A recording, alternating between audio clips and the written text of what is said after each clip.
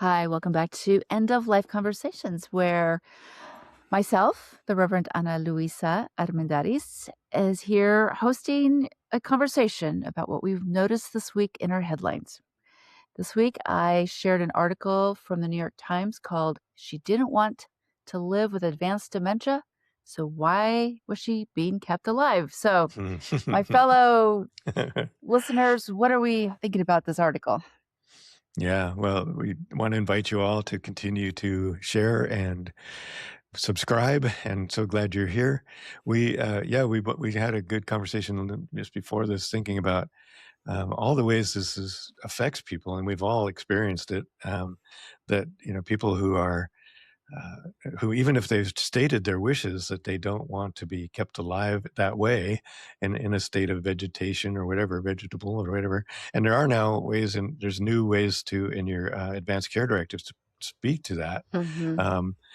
That even though that may be the case, when it comes right down to it, when the time comes, and in this article they talk about it, it's much more difficult than just saying, yeah, they don't want to be fed anymore, Mm-hmm. because there are rules that the organizations that, the homes might have. There are legal things that could come up. Of course, we had somebody get arrested for having given her mom the treatment that was asked for. Anyway, that's sort of the container that we want to get into here. So yeah, where do we go from here? Sam? Hi, Oh, I'm Sam Lee Zemke, editor et al. Here. And I've probably had the least direct contact with dementia and advanced like memory care, though my mom was a geriatric fitness person in her career before retirement, and taught brain fitness courses and stuff like that. So there's like an osmotic sort of relationship You've learned and some stuff. familiarity. You've heard some stories. I've heard it, and Yes. I've gone over, in my training that I'm Mhm. undergoing in Mhm. end of life and death douulaing and grief care is working with dementia and the signs of that, and Alzheimer's and all that sort of stuff. So I'm excited to learn more and chime in if stuff Yeah. Well, comes good. in. Well, I just was sharing with my fellows here that when I had the experience with my sister at the hospital at the end of her life, the state of Colorado allows loved ones to take their decedents, their loved one's body, once it has died, out of a hospital and, take them home if they need to have a ceremony or a family wake. It is 100% legal and safe in the state of Colorado, but hospitals can have their own rules that challenge the state's ability to give you permission. So Mhm. I was thinking about that as I read this article, because people can say, and I just worked on my father's advanced care directive plan last week, and we had this conversation about comatose. Mhm. If, he's in a Mhm. coma, he really doesn't want to be kept alive forever. And Mhm. and I was thinking about, how does one advocate with your advanced care directive plan already in place, but how do you go into an industrial medical setting and say to them, what's the verbiage, right? Yeah. Can I get my, and I think in the movies, everybody always says, can we unplug them? Right. And, that's kind of the euphemism for we need to let them die. But there is pushback, I think, collectively in this culture that they don't like to hear that. So Yeah. it's a Yeah. fraught situation.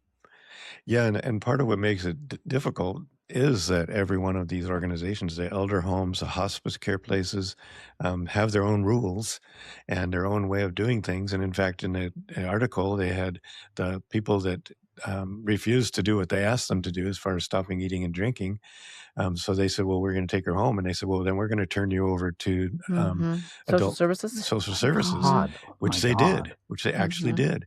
It's like And that's, elder abuse? yeah, elder abuse. And so turned out the elder abuse folks did get in touch with them, never followed up with them. And it sounds like, they had really good case for this is why we're doing this and this is how we're doing it. And Mhm. actually, I love what they actually came up with, which is a great new thing that I hadn't heard of before, is instead of actual VSED, which is stopping eating and drinking, is comfort VSED, or comfort, so that it's arranged. It's kind of a compromise in a way. It's arranged so that you only feed the person when they actively are Yes. Asking. showing you that they want it, and that can be, Mhm. especially Hmm. with dementia, that can Mhm. be certain clues, but you have to know them enough about Mhm. those clues Mhm. to say Right. yes. And if they're saying, no, I don't want to eat, then you don't feed them. Mhm. So if Mhm. they're pushing it away, you don't force it on them. Mhm. And I've certainly been in situations where family, and again, it's a cultural thing too. There are cultural and religious beliefs that say we must continue to feed them. It's a cultural, Right. Or it's a feeding is how language of you care. love, right? Yeah, Yes. Yeah. exactly. Yeah. Yeah. Yes, and, Hmm. I remember getting trained on discontinuing eating and drinking years ago when I was in hospice, and there was a a question from somebody, a nurse, I think, who was actually working with a family whose member was proceeding with this choice, and she said, "It's terrible because every once in a while they'll remember, like, I want some ice cream." Hmm. And I really appreciated the panel of people, the doctors, the clinicians who were there who said, "It's okay to show up with a tablespoon of ice cream and Hmm. offer it. Chances are they'll taste it and they'll have enough." Like, that's just it. You're not, like, giving them a Hmm. pint. And Right. so, it is not you don't have to sit and witness your loved one suddenly remember that they want some, you know, fried beans and tortillas or something, like, like, you can actually and they won't want that much. If they're actively dying, it's food entertainment and not necessarily nourishment. Hmm. Hmm. Yeah. Hmm. Hmm. Yeah. That uh, brings up a question for me, which is like physiologically, do the two of you know if VSET has begun and then you give somebody food, like does that cause like a physiological disturbance? Like you're It saying, could. like to just eat a little bit, Right, if you've decided that what you want is at a certain point, I don't want to eat right, and drink anymore to allow my body to naturally die. Like eating a meal or eating right. a little, rice and beans or a little bit of ice cream Right. slows that process. But is it going to cause like shock at different points in that Mhm. process? I think it's Educate me, just please. contingent on what the person is actually asking for. Hmm, It is hmm, not a full meal. Like, once people are starting the process to die, their appetite is not gonna be like, "Oh my god, Yeah. I'm famished. Please give me, hmm. a quart of water, root beer floats, and whatnot." From what the clinician said is, like, generally people just want a taste, and a Yeah. taste is Yeah. not going to make it, like, an extreme situation where your body is, containing all the water and liquids and you're puffing up. Mhm. Um, Mhm. there's it's not a binary, it's Yeah. a Yeah. spectrum. Right. And I like, they actually, in the article, they said that at one point when they had started this new comfort process, comfort feeding thing, that somebody came in with a milkshake and their mom wanted a milkshake and they said, okay, have a milkshake. And they didn't Mhm. say whether she finished it or not. But I Right. love that it's like, I love that way of looking at it as being not, again, somebody else in there, I think one of the statistics, or the, what's am I looking for? Ethicists? Ethics ethicists, yeah, or a doctor. Somebody said, when they heard about this, they had always felt like it was black and white, and Hmm. nothing is black and white. That's part of our Mhm. work, right? Nothing is Mhm. black and white, and this is a good way of thinking about just how do we treat it in the moment, with what's really compassionate and caring and loving of the person, Mhm. following their wishes, but not asking them to, not helping them not to Forcing. suffer. Yeah, and not to Hmm. suffer. Hmm. And possibly, if this was and it's being researched actually in my neighborhood here. If the research goes on and becomes something acceptable, I think it could be something could change some of the rules in some of these organizations that it just it's balk against it, you know. So hopefully, I Mhm. mean, again, there's going to always be organizations, especially when they're owned by religious institutions, that are going to say, Mhm. no, we will not do that. And if Mhm. you take them out of here to do it, we're going to turn you in. You know, that's going Mhm. to happen. Mhm. But if you have Mhm. what they did, and what I think is important for our audience to know is if this is something you're thinking about, they had very, very good documentation of what she had wanted. They had Mhm. very good documentation of advice from their doctors about what Mhm. would make sense. And they had documentation about how they were treating her and how, you know, and they weren't making her suffer and that they were being kind and caring Mhm. and that Mhm. everybody in the family, including and their doctors, were all on board. And so I think from that, the social services kind of said, "Well, yeah, this isn't an issue." You know, Mhm. hopefully, I think that would be the hope anyway. Mhm. I think another piece of this is, that I've been actually thinking about for this past week is and I think about this almost daily, it's values and Yeah, what do we do how do we talk about values? Because this culture also everybody's willy-nilly, just going daily life, doing whatever, no budgets, no thoughts to, what's coming. But I realized this last week I actually worked on some advanced care directives and thought about the process. And there Mm, was an article that I read that I may have shared with you about, a physician whose own parents didn't wanna deal with her advanced care directives. yeah, And what I realized, it is all so extremely difficult and fraught yeah, because language is this the what I want a word, I wanted to say, like, the keen, but I want, like, the driver. yeah. Language drives Mhm. the emotional status of a space, of an interaction with somebody who's, like, in a power dynamic of being a hospitalist, a doctor, a clergy, a chaplain that's at a hospital. Hmm. Those people are always looking to make sure that that client, that person in the hospital is safe Hmm. and that their needs are being met. So when we show up with, our like, for instance, when I showed up at my sister's, death time at the hospital, I know I raised a lot of red flags asking the questions I did. And the chaplain told me, he's like, "Oh yeah, you were flagged and we had to like make a bunch of phone calls because you were in the space." Hmm. And all I was asking is like, I need to drive my sister to the crematorium because that's what she and I had decided. And so, Hmm. Hmm. Did they tell you what those red flags oh, no, because were? I was Like, exhausted at this point oh, but he did of say to course, of me, course. he was like, "You created a big kerfuffle here in this hospital. We made a lot of Mm, phone calls." Hmm. mm. Fortunately, I found a funeral director who was like, "Shut them down. Let's, like, do our thing here. We got this." But you don't always get the people who are your Yeah, advocates. You don't always get the Right, people who will show up right, and like, "We got this. Back off." right. Legally, I have every right. right. But going back to, being in a situation where your loved one is in a hospital setting and you have a document, that family member's values, and now you're up against the wall of, you know, clergy and or doctors who say that's not going to be okay. Rather than saying, my family needs to take our mom home, I think that it behooves us to take a moment and to state who mom is. Mm, Tracy loved her home. She has her family, her kids, her children. She wanted to die at home peacefully in her bedroom. Hmm. How can you help me facilitate that in a very safe and supportive fashion? Because I think that all of us, well, all of me shows up and it's like, my sister said to do this, and that's all. I'm like, I don't have time to waste telling you the story. I think mhm. we do need to tell the story because words matter.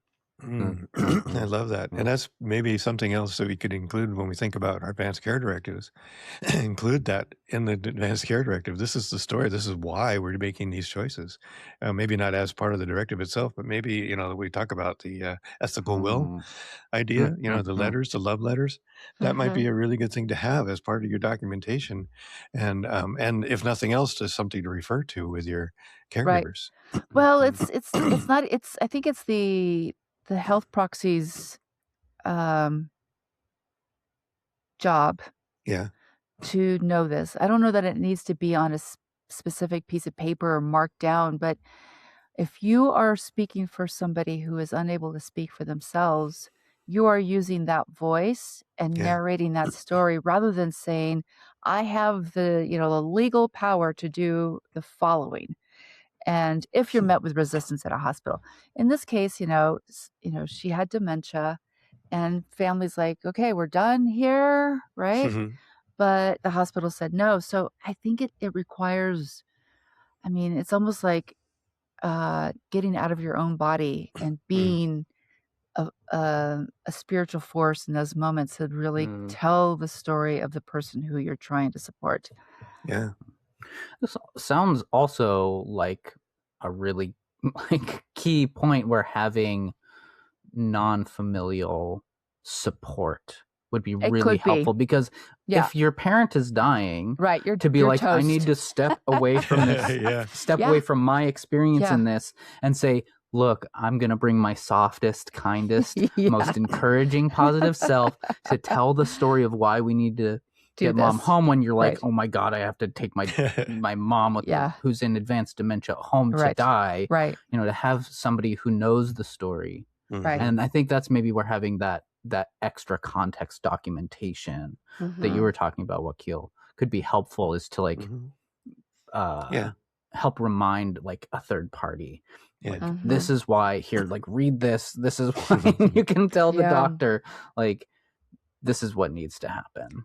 Yeah, even if it's not a physical piece of paper attached to it, just having that conversation or writing it out as a journal or whatever, is part of, we always talk about, we need to have these conversations. I just did one of my Before You Go classes this weekend, and there was one guy that just kept writing things in the chat. And basically I talked to him afterwards, and he had just had his father die, and he had gone through all this stuff. And he's like, yeah, even if you say these things, they aren't going to do it, So I've had conversations with him since then, and I think that's the important thing to recognize, that having these conversations. And he was also saying he's having a really hard time with his grandfather. I think, I forget, some other family member that we've heard over and over again this happens, that they just don't want to talk about that stuff, right? And he really does know the value of it, because he's just gone through it, of having these things figured out. And then to have somebody say, I'm not going to do that, as you said, it's like having more and more we can have these conversations, and the more we can maybe find ways, baby steps into the conversation to just and I've talked about that with people. We've talked about, I think, on the podcast too, just how do you begin that conversation? And maybe it can be simply, hey, tell me a story about what your values are, your life. And then, is that your value when you're not going to be here anymore? I don't know. Yeah, There's ways well, that you can finesse it, but that's true. But you know what? So for that, I would say you can't ask them about values, because people don't think about that in a day to day. yeah. I think you and I talked about it on our podcast, was you to ask them a story about a time when they've experienced a death and how it went and what they noticed, because this country does not operate on values.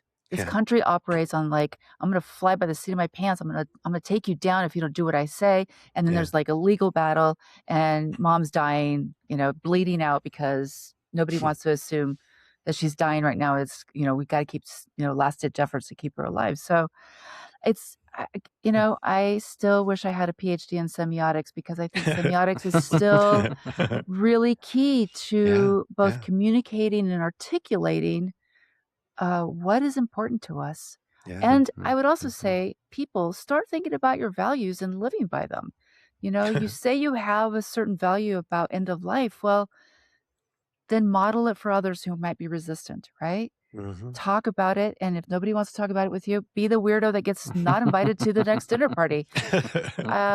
Be brave. Yeah. That's so true. I really appreciate that. And I think, that's what I've talked to this guy about, is you just got to Yeah, just tell your own stories, and that's one of these things we talked about too. Mm. You can tell your own stories, and that can sometimes lead to having these conversations. And there's other options out there. There's death cafes, and there's all these other things that are starting to happen that I think are Mhm. other ways to get that conversation going. But it's so important. One of the other statistics they said, I know we've heard it before, is only like I think they said 1/3 of people actually have advanced care directives, Right.